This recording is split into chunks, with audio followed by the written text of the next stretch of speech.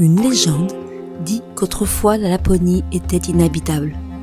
En effet, 4 vents soufflaient dans tous les sens. Un jour, un chaman décida de jouer du tambour.